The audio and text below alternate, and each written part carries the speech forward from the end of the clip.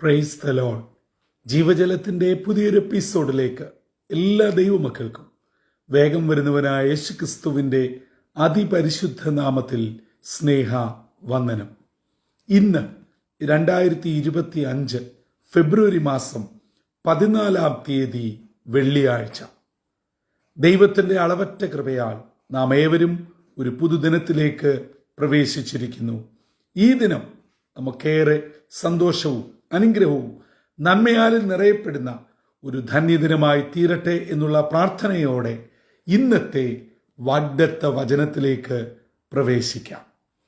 ഇന്ന് ജീവജലത്തിൽ കൂടി പ്രോമിസ് വേഴ്സായി നമുക്ക് ലഭിച്ചിരിക്കുന്നത് ഉൽപ്പത്തി പുസ്തകം 31-ാം അധ്യായം 42-ാം വാക്യം.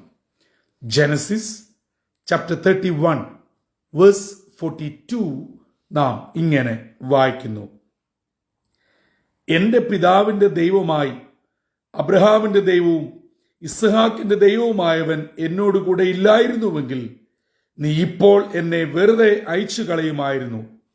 ദൈവം എൻ്റെ കഷ്ടതയും എൻ്റെ കൈകളുടെ പ്രയത്നവും കണ്ട് കഴിഞ്ഞ രാത്രി ന്യായം വിധിച്ചു.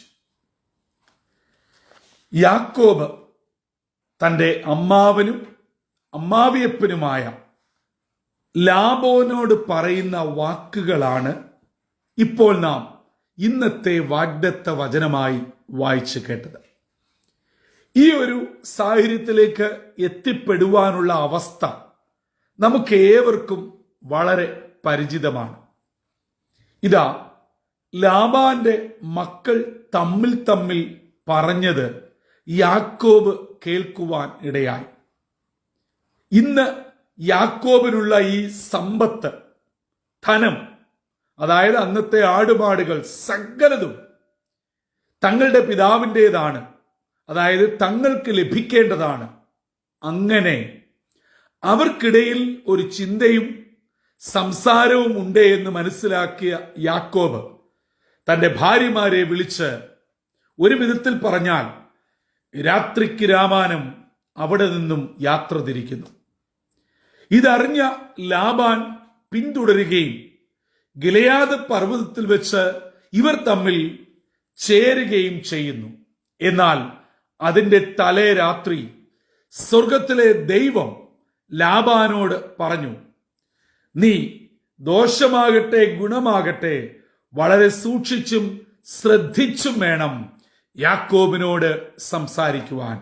കാരണം ലാബാന്റെ മുമ്പിൽ യാക്കോബ് തൻ്റെ മക്കളെയും കൊച്ചുമക്കളെയും കൂട്ടി യാത്ര തിരിച്ചു എന്ന് ആകുമ്പോൾ ദൈവത്തിന്റെ മുമ്പിൽ അങ്ങനെയല്ല. യാക്കോബ് ലാബാന്റെ ഭവനത്തിൽ നിന്നും യാത്ര തിരിക്കേണ്ട സമയമായി എന്ന് തമ്പുരാന് ബോധ്യപ്പെടുകയും അത് ഒരു പ്രത്യേക സാഹചര്യത്തിൽ കൂടെ യാക്കോബ് തിരിച്ചറിയുകയും ദൈവിക ആലോചന അനുസരിച്ച് യാക്കോബ് യാത്ര തിരിക്കുകയുമാണ്. അങ്ങനെ ഇവർ തമ്മിൽ സംസാരങ്ങൾ ഉണ്ടാകുന്നു. ലാബാനോട് യാക്കോബ് ഉള്ളു തുറന്ന് അങ്ങ് പറയുകയാണ്, അതെ, നിനക്ക് ഞാൻ മുഖാന്തരം അനുഗ്രഹവും ഗുണവുമല്ലാതെ ഒരു ദോഷവും ഉണ്ടായിട്ടില്ല. എന്റെ കണ്ണ് കുഴിയത്തക്കവണ്ണം നിന്റെ ആടുകളെ ഞാൻ പോറ്റിപ്പുലർത്തി പരിപാലിച്ചു. ദുഷ്ടജീവികൾ നിന്റെ ആടിനെ പിടിച്ചതിന് ഞാൻ ഉത്തരവാദിയായി. എല്ലാ അർത്ഥത്തിലും ഞാൻ പരിപാലിച്ചു. ഇവയൊക്കെ ചെയ്തിട്ടും നീ എന്റെ പ്രതിഫലം 10 പ്രാവശ്യം മാറ്റി. എന്റെ 20 വർഷം നിന്റെ ഭവനത്തിൽ നിന്റെ 2 പെൺമക്കൾക്കും ഈ ആടുമാടുകൾക്കും വേണ്ടി ഞാൻ ചെലവഴിച്ചു.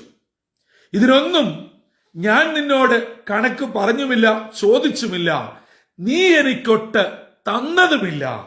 എന്നാൽ എന്റെ പിതാക്കന്മാരുടെ ദൈവമായ അബ്രഹാമിന്റെയും ഇസ്ഹാക്കിന്റെയും ദൈവം എന്റെ കഷ്ടത കണ്ടു, എന്റെ വേദന കണ്ടു, എന്റെ ബുദ്ധിമുട്ട് കണ്ടു.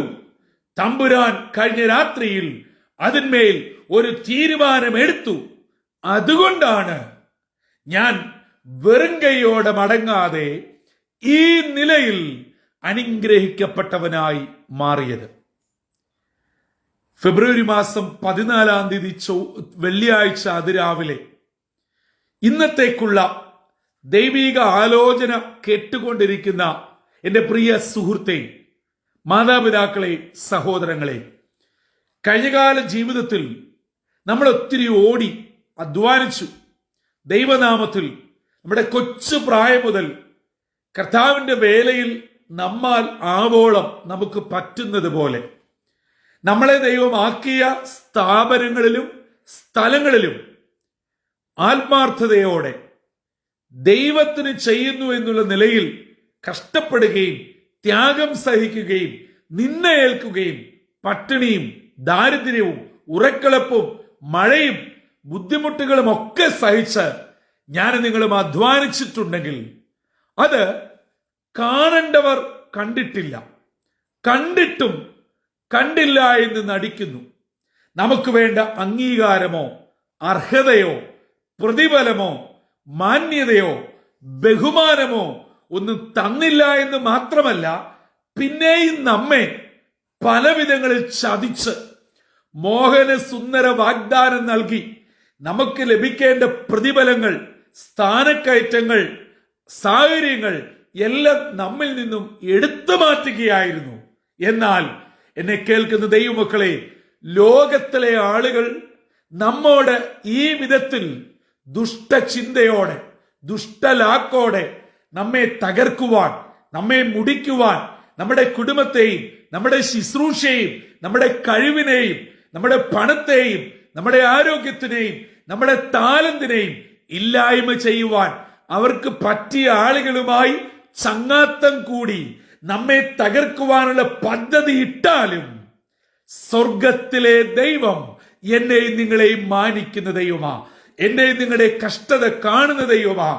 ആത്മാർത്ഥതയോടെ ദൈവത്തിന് വേണ്ടി, ദൈവവേലയ്ക്ക് വേണ്ടി, ദൈവരാജ്യത്തിന് വേണ്ടി, ദൈവസഭയ്ക്ക് വേണ്ടി ദൈവമക്കളെ നമ്മൾ വേല ചെയ്താൽ, ഓടി നടന്നാൽ, ത്യാഗം സഹിച്ചാൽ, പെട്രോൾ മുടക്കിയാൽ, നിന്ന സഹിച്ചാൽ, കഷ്ടപ്പെട്ടാൽ, സ്വന്തം കാര്യം മാറ്റിവെച്ച് നമ്മുടെ കുടുംബാംഗങ്ങൾക്കും കുഞ്ഞുങ്ങൾക്കും വേണ്ടിയുള്ള നിങ്ങളുടെ വ്യക്തിപരമായ സമയവും പണവും കഴിവും ഭവനവും ഒക്കെ മാറ്റിവെച്ച് നിങ്ങൾ ആത്മാർത്ഥതയോടെ ദൈവനാമത്തിൽ സേവനം ചെയ്താൽ, മനുഷ്യർ നിങ്ങളെ പരിഗണിച്ചില്ലെങ്കിലും, മനുഷ്യർ നിങ്ങളോടൊരു നല്ല വാക്ക് പറഞ്ഞില്ല എങ്കിലും, സ്വർഗത്തിലെ ദൈവം നമ്മുടെ കഷ്ടപ്പാട് കാണുന്ന ദൈവമാ, നമ്മെ അറിയുന്ന ദൈവമാ.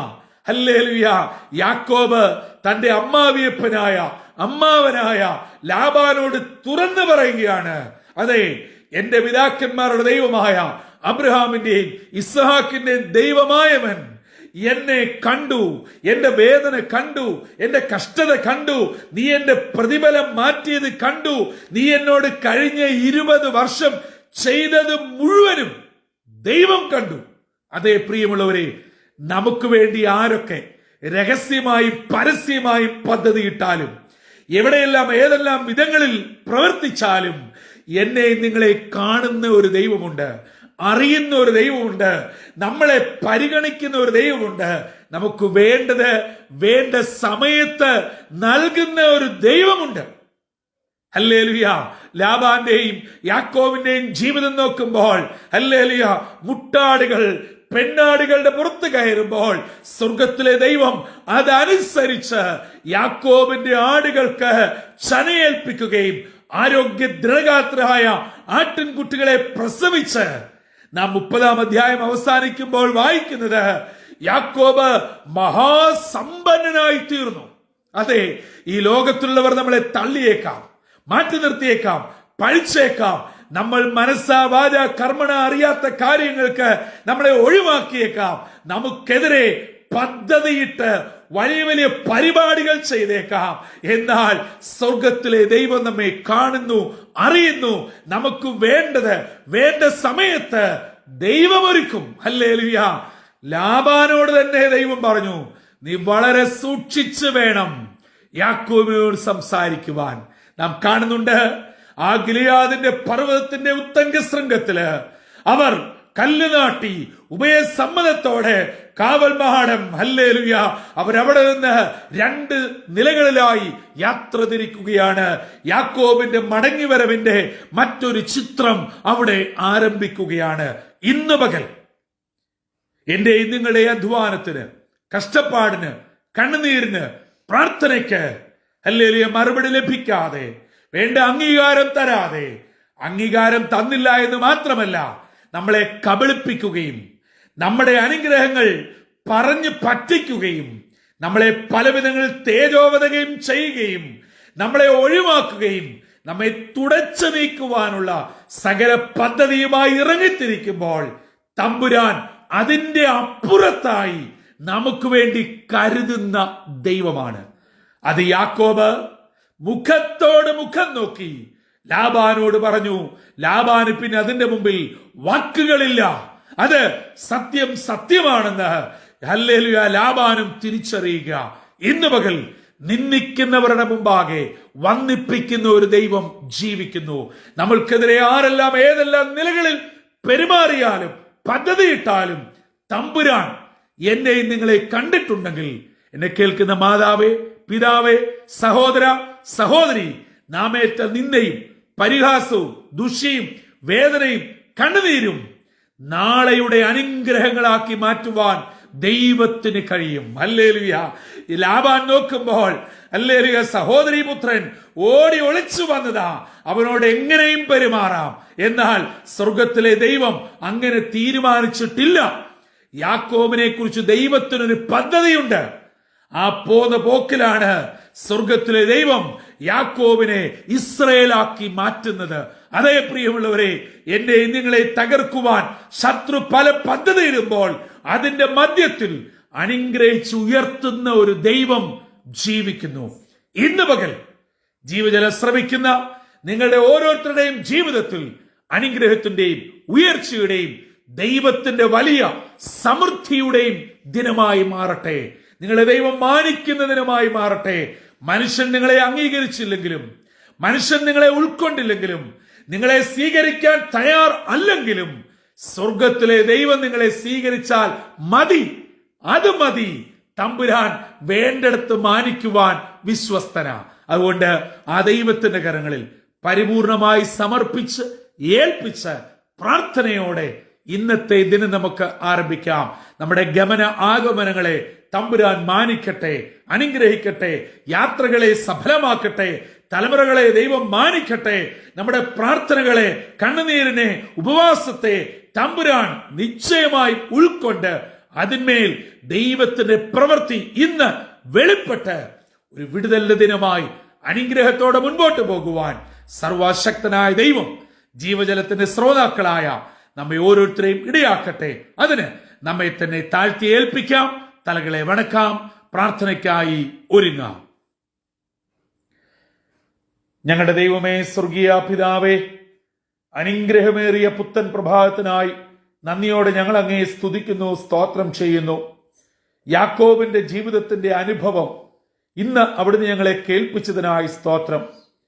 ലാബാൻ യാക്കോബിനെ പലവിധങ്ങളിൽ ചതിച്ചപ്പോൾ, 10 പ്രാവശ്യം പ്രതിഫലം മാറ്റിയപ്പോൾ അതിന് തക്കവണ്ണം ഹല്ലേലൂയ പ്രതിഫലം നൽകി മഹാസമ്പന്നനാക്കിയ ഒരു ദൈവം ഉയരത്തിൽ ജീവിക്കുന്നുവെന്ന് ഇന്ന് ഞങ്ങളെ കേൾപ്പിച്ചതിനായി സ്തോത്രം.